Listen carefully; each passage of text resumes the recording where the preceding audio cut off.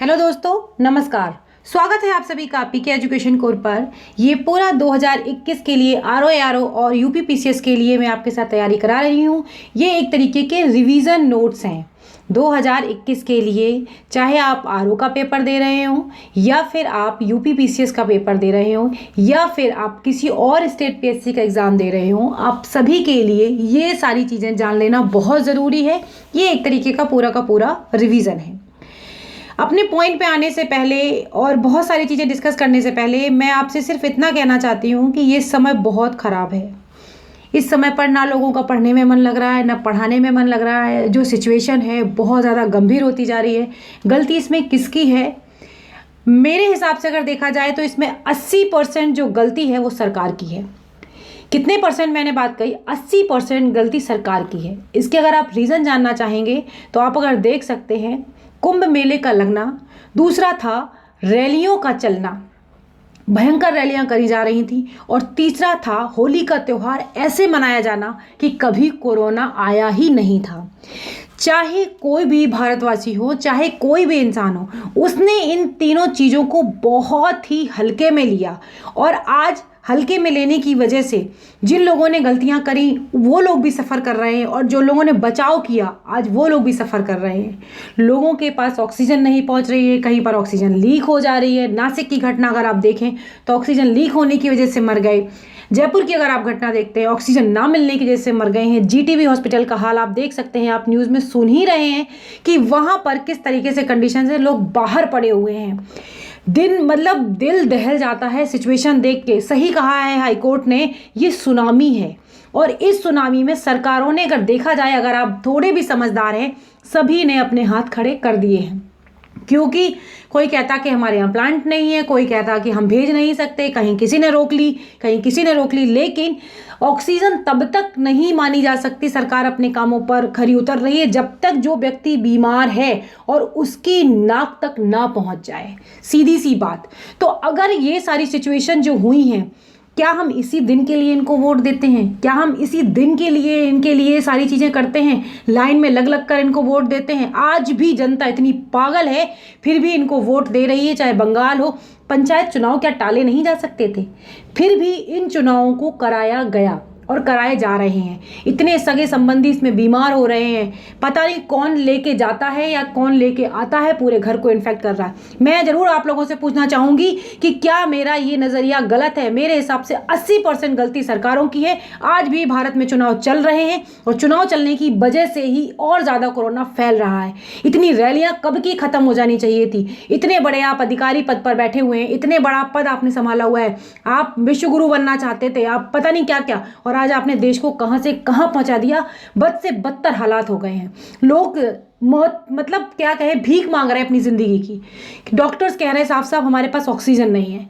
ऐसे देश में रह के क्या मतलब, किस लिए हम टैक्स देते हैं, किस लिए हम चीज़ें करते हैं कि हमारे साथ कुछ अच्छा हो?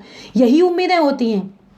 कुल मिलाकर एक ही चीज़ इनसे निकलती है, कोई भी राजनीतिक पार्टी हो, चाहे कोई भी हो, सारी की सारी राजनीतिक पार्टियों ने समय पर हाथ खड़े कर दिए हैं। अब आपका बचाव आपके हाथ में है। आप अगर बच जाएं तो भगवान भरोसे, नहीं बच जाएं तो भी भगवान भरोसे। मैं आप सबसे बार बार हर वीडियो में यही गुजारिश करती हूँ, सरकारों के भरोसे ना रहें, अपना खुद ध्यान रखें, अपने परिवार का ध्यान रखें। ये बहुत बुरा दौर है, बहुत ही बुरा दौर है। और जिन लोगों के अपने जा रहे हैं या जिनके बीमार हैं, आप उनके दिल से पूछ सकते हैं। मेरे घर में भी इस समय पर बहुत लोग बीमार हैं। मैं सभी के लिए कामना करती हूँ कि सभी स्वस्थ रहें और अपना अपना ख्याल रखें। जो गलतियाँ हो गई हैं वो हो गई हैं, अब ऐसी कोई भी गलती प्लीज़ ना करें। ज़रूरत ना हो तो ना ही वो काम करें जो आपके जान पर बन सकते हैं या आपके परिवार की जान पर बन सकते हैं। शुरू करते हैं अपने टॉपिक को। अगर आपको मेरी बात समझ आती है तो बहुत बढ़िया है, नहीं समझ आती है तो कोई बात नहीं। शुरू करते हैं अपने टॉपिक को और देखते हैं प्राग ऐतिहासिक काल के बारे में। इससे पहले मैंने आपको बताया था भारत में आए हुए विदेशियों के बारे में मैंने चर्चा की थी। जो भारतीय समाज बन रहा था उस टाइम पर, और जो समय था उस समय के पास जो विदेशी आए थे उनके बारे में मैंने आपको बताया था। यूनानी और रोमन लेखक जो थे उनके बारे में, और अरबी लेखक थे उनके बारे में। तो ये सारे के सारे बहुत ज़्यादा महत्वपूर्ण थे। चीनी लेखक के बारे में मैंने बताया था। 2 चीनी लेखकों के नाम आप मुझे बताइएगा। एक यूनानी लेखक का नाम आप बताइएगा कमेंट में, अगर आपने वीडियो सच में देखा है। एक अरबी लेखक का नाम बताइएगा। सारे के सारे बहुत ज़्यादा महत्वपूर्ण होते हैं, एग्जाम में पूछे जाते हैं। मैं आपको एक क्वेश्चन देती हूँ, किताब उल हिंद या फिर तहकीक ए हिंद किसके द्वारा लिखी हुई किताब है। आज हम देखेंगे कि प्राग ऐतिहासिक काल, इतिहास का जो विभाजन है उसे प्रगतिहास मतलब प्री हिस्ट्री, आध इतिहास, प्रोटो हिस्ट्री एवं इतिहास हिस्ट्री 3 भागों में इसे बांटा गया है। अब इन 3 भागों में हम देखते हैं कि जिस काल में किसी बिहाफ पर बांटे जाते हैं टाइम पीरियड्स। तो देखिए, जिस काल में मनुष्यों ने घटनाओं का कोई लिखित या जो विवरण था उसे नहीं मिला, कोई लिखित उद्धृत नहीं किया, उसे हम प्राग ऐतिहासिक काल कहते हैं। मतलब कुछ लिखा ही नहीं, कुछ भी नहीं था, तो उसे क्या कहा जाता है, प्राग ऐतिहासिक काल। लेकिन आद ऐतिहासिक काल किसे कहते हैं, उस समय जब नवपाषाण चमकीला धूसर काल कहते हैं, जिस काल में पूर्वी नवपाषाण भूरा लाल लेखन के कला के प्रचलन के बाद उपलब्ध लेख जो थे वो पढ़े नहीं, मतलब लिखा तो गया पर हम उसे पढ़ नहीं पाए। इसको क्या कहा जाता है, इसको कहा जाता है आद ऐतिहासिक काल। लेकिन जहां पर कुछ लिखा ही नहीं गया उसे हम कहते हैं प्राग ऐतिहासिक काल। मानव विकास के उस काल को इतिहास कहा जाता है जिसका विवरण लिखित रूप में उपलब्ध है। ये आप हमें बताइएगा कि इतिहास के जो स्रोत हैं वो हमें कौन कौन से होते हैं जिनसे हमें पता चलता है अपने इतिहास के बारे में। अब देखते हैं, ज्ञानी मानव होमोसेपियंस का प्रवेश इस धरती पर आज से लगभग 30 या 40 हजार वर्ष पूर्व हुआ था। तो आपको क्या समझ में आया यहाँ से, लगभग 30 या 40 वर्ष पूर्व। ये पूछा जाता है एग्जाम में कि धरती पर होमोसेपियंस जो थे आज से लगभग 30 या 40 हजार वर्ष पूर्व इनका हुआ था। तो और पूर्व पाषाण युग के बारे में अगर बात करें तो पूर्व पाषाण युग या पूरा पाषाण काल कि मानव की जीविका का मुख्य आधार क्या था, शिकार था। जैसे कि हम जानते हैं, डिटेल में हम बहुत सारी चीज़ें डिस्कस कर चुके हैं। मैंने आपके साथ 6th क्लास की एनसीईआरटी भी पूरी डिस्कस करी है। जिन लोगों को डिटेल में जानना है वो जाकर पीके एजुकेशन कोर पर आप जाइए, वहाँ पर आपको सारी की सारी प्लेलिस्ट मिल जाएगी, वहाँ पर आप इसे पूरा समझ सकते हैं। ठीक है, तो मुख्य आधार क्या था, शिकार था। पूछा क्या जाता है, पूर्व पाषाण युग या फिर पुरा पाषाण काल जो था उसमें मानव की जीविका का मुख्य आधार क्या था, तो आपको पता होना चाहिए उसका आधार था शिकार। शिकार पूरा पाषाण काल में आदि मानव के मनोरंजन के साधन भी थे, लोग अपने एंजॉय के लिए भी शिकार किया करते थे। आग का आविष्कार पूछा जाता है कि कब हुआ था, तो ये भी हुआ था पूरा पाषाण काल में ही। एवं पहिए का जो विकास हुआ था वो कब हुआ था, नवपाषाण काल में। ये देखिए, आपको छोटी छोटी चीजें ही हैं, यही एग्जाम में पूछी जाती हैं और एक एक क्वेश्चन आपके लिए बहुत ज्यादा महत्वपूर्ण होता जाता है। तो पहिए का जो विकास हुआ था वो हुआ था नवपाषाण काल में।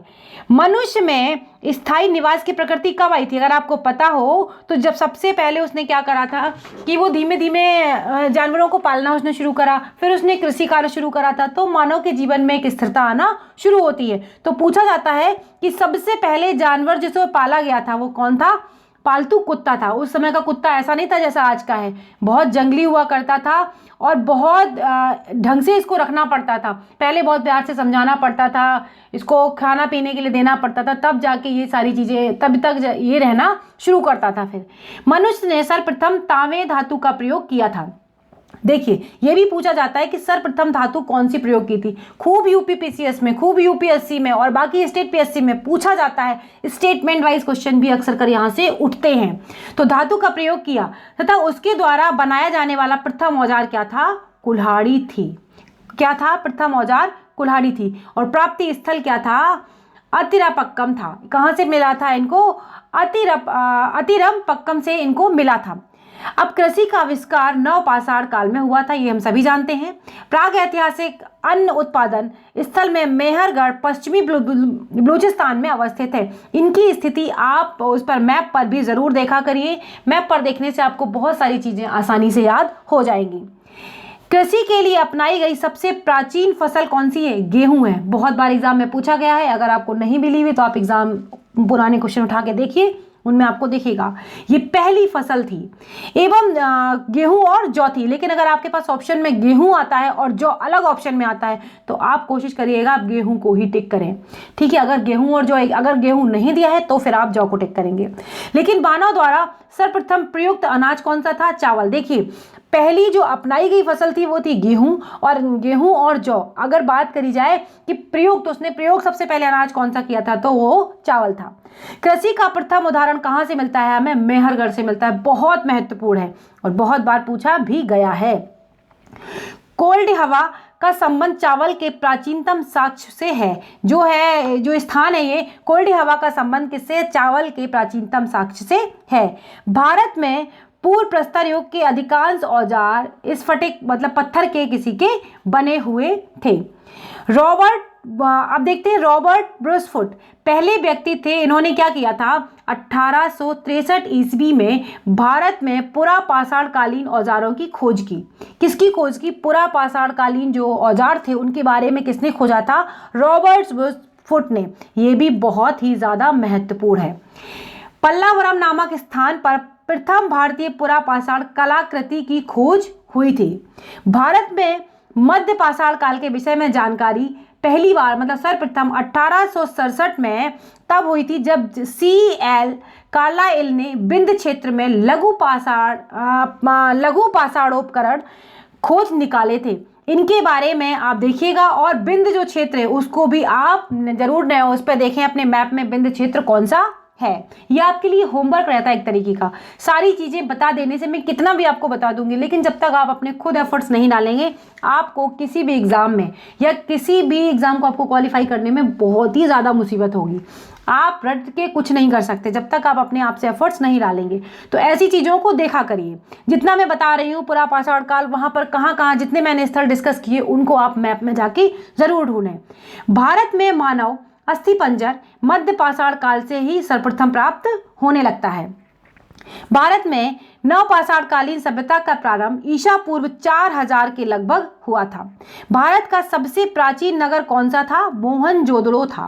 कौन सा था? मोहनजोदड़ो। सिंधी भाषा में से क्या कहते हैं? मृतकों का टीला इसे कहा जाता है। क्या कहा जाता है? मृतकों का टीला। कई बार पूछा जाता है कि मृतकों का टीला किसे कहा जाता है? बहुत इजी सा है तो आपको पता ही होगा, मोहनजोदड़ो को। ये पूछा गया है इसमें कि गिबन क्या था। एग्जाम में पूछा गया था यूपीपीसीएस में 2012-13 के लगभग कि गिबन क्या था। तो भारत में पाया जाने वाला एकमात्र मानवाव कपि है। ये क्या है? कपि है। तो ये असम का है। असम का श्वेत भ्रू गिबन भारत में पाया जाने वाला एकमात्र मानव कपि है। ये सब मैं जहां पर इंपॉर्टेंट लिखती हूँ प्लीज इनके नोट्स बनाते चलें, लिखते चलें ताकि आपको बहुत आसानी होगी लास्ट टाइम पर। इमाम गांव ताम्रपाषाण युग की एक बड़ी बस्ती थी। इसका संबंध जोरवे संस्कृति से था। भारत में शिवालक की पहाड़ी से जीवाश्म का प्रमाण मिलता है। अगर पूछा जाता है आपसे कि जीवाश्म का प्रमाण कहाँ से मिलता है तो आपको पता होना चाहिए भारत में शिवालक की पहाड़ी है वहां से हमें मिलता है। प्राग ऐतिहासिक काल में भीमबेटका गुफाओं कहाँ पर है? भीमबेटका आप हमें कमेंट में जरूर बताइएगा। शैल चित्र के लिए प्रसिद्ध हैं। भीमबेटकाएं जो हैं वो शैल चित्र के लिए बहुत फेमस है। जब एमपीपीसीएस का क्वेश्चन आता है तो यहाँ से क्वेश्चन जरूर एक बार पूछा जाता है। बहुत सारे क्वेश्चन यहाँ से बनते हैं। भारत में मनुष्य संबंधी सबसे पहला प्रमाण नर्मदा घाटी में मिला है। कहां पर मिला है? नर्मदा घाटी। नर्मदा घाटी भी कहां पर है ये भी आप हमें कमेंट बॉक्स में जरूर बताइएगा। ये छोटा सा वीडियो था जो मैंने आपके साथ डिस्कस किया और जो बातें मैंने आपको बताई हैं मैं उम्मीद करूंगी कि उन चीज़ों को आप फॉलो करेंगे और उन सभी चीज़ों को समझने की कोशिश करिएगा जो समय आज चल रहा है। गलती किसी की भी हो लेकिन आज जो सिचुएशन है उस सबसे हम सभी को ही निपटना है। अगले वीडियो में फिर मिलेंगे, तब तक के लिए बाय बाय दोस्तों, नमस्कार।